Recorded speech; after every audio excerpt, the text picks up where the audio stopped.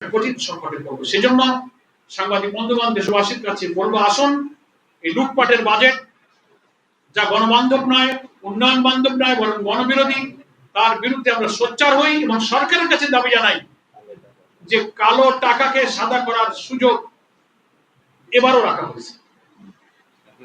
এগুলো থেকে মুক্ত করে একটা জনমুখী জনবান্ধব বাজেট প্রস্তাবনা চূড়ান্ত করে রেওয়াজ অনুযায়ী 30শে জুন বাজেট পাস হয়। তার আগে পার্লামেন্টে সেই সুযোগটা দিয়ে সরকার এখানেও যেন সংখ্যাগরিষ্ঠতার জোরে গণভোটের রায় না মেনে যেমন জনগণের বিরুদ্ধে গিয়েছেন, এই গণবিরোধী বাজেট জোর করে চাপিয়ে দিয়ে আপনারা আর জনগণের বিরুদ্ধে যাবেন না।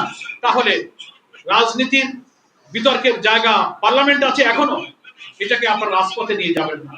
সরকারের কাছে সেই আহ্বান জানিয়ে বাংলাদেশ জামাত ইসলামীর সম্মানিত আমির, বিরোধী দলীয় নেতা ডক্টর শফিকুর রহমানের পক্ষ থেকে আপনাদের এবং দেশবাসীকে আন্তরিক ধন্যবাদ জানিয়ে জামাত ইসলামীর অফিসিয়াল